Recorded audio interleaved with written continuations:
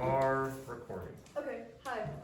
We wanted to investigate the question, how sensory deprivation affects taste. And we did a bit of background research into how other factors affect taste, such as, next slide please. Such as this experiment from 1996, where they compared mental workload to physical workload and how that affects like the duration and intensity of different types of tastes. The dotted line here is just for comparison of like the control in between the two groups. But with the bitter taste, the difference here between like the control and after a mental workload is much different, and it shows that like when you are subjected to different stressors, your taste perception can be more intense. So I researched about how the touch affects the flavor in this research.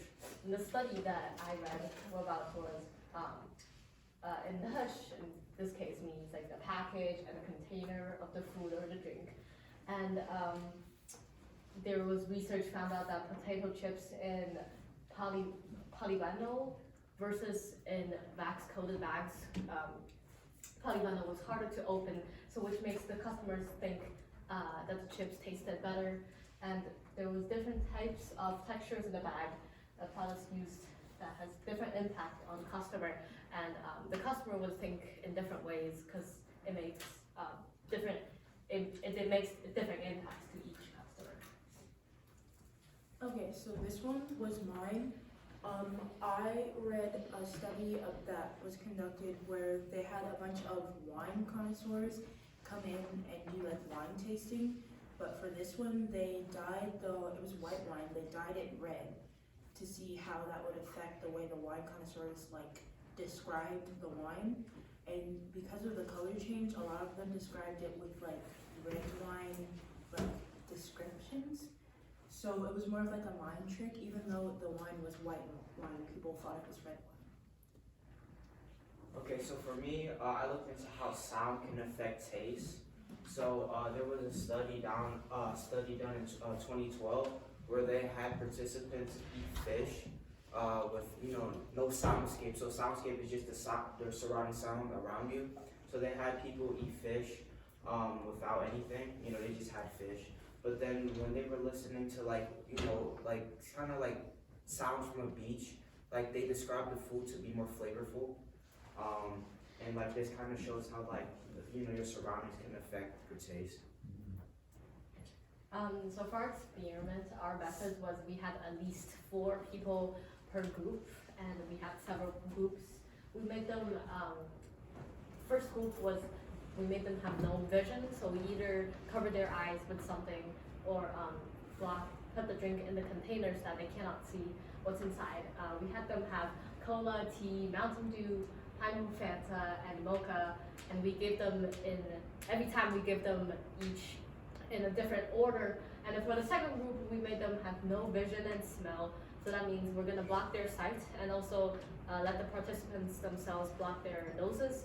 And we were gonna record by how many times they guessed and how long did they take to guess to the right, to the right group. Okay, so for the results, the first graph is how many times it took them to guess correctly without their sight. And the one that was like the highest for this was the milk tea. It had the highest amount of time that it took to guess, because a lot of people got the milk tea mixed up with like mocha and things like that. And then the other one is the graph for how long it took them to guess without sight or smell. And pretty similarly, the milk tea was also the highest for how long it took them to guess. Okay, so there obviously are limitations to our experiment. So one of the biggest ones that I want to talk about is that for the experiment, we used like the same subjects out for the 5 drinks. So the biggest thing about this is that since we already gave them the 5 drinks, they had 5 drinks to choose from. So it was a lot faster for them to choose, because like it's not like they had like a variety of drinks to choose from. They had like a set 5 that they had before. They had to guess again without smell, so it took them a lot faster to guess those drinks.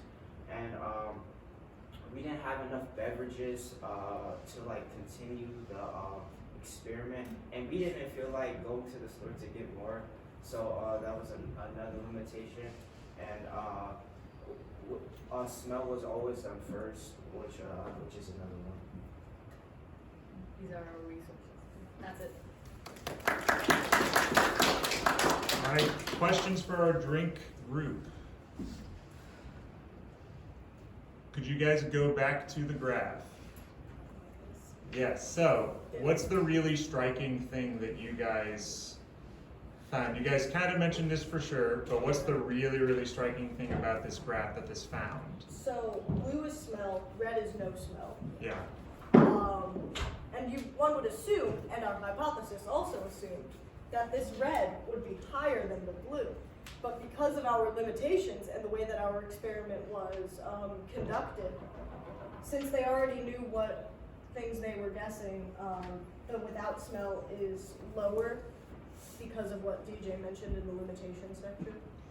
So we're seeing the number of guesses until correct are lower in the group that was plugging their nose, and the time it took to guess was lower because that was the second time each individual participant had done the experiment.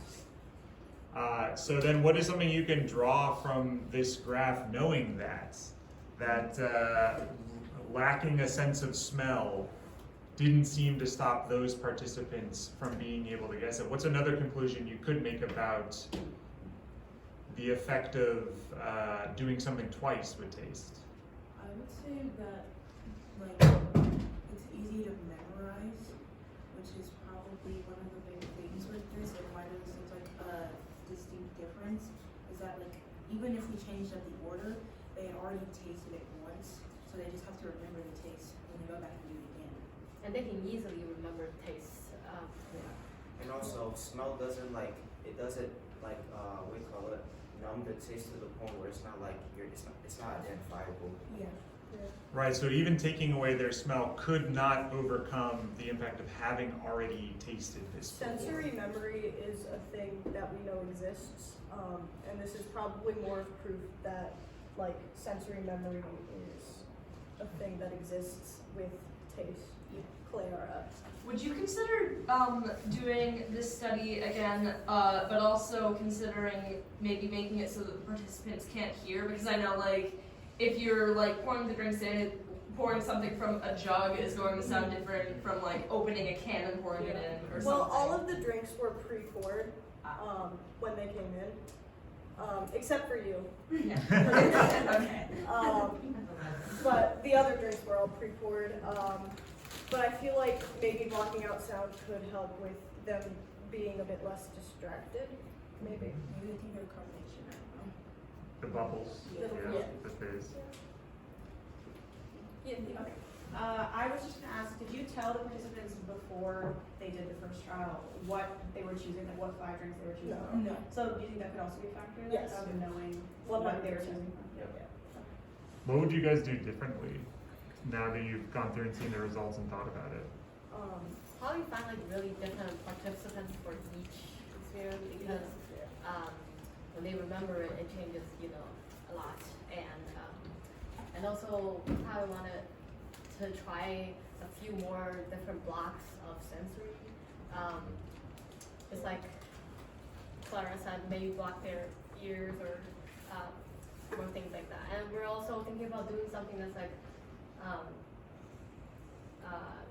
just give you like a false information of what you're getting. Like for example, Like with the wine experiment. yeah, like you can see something but it tastes different or something like that. Yeah. Also, like because of what I said previously, that this proves more of like sensory memory.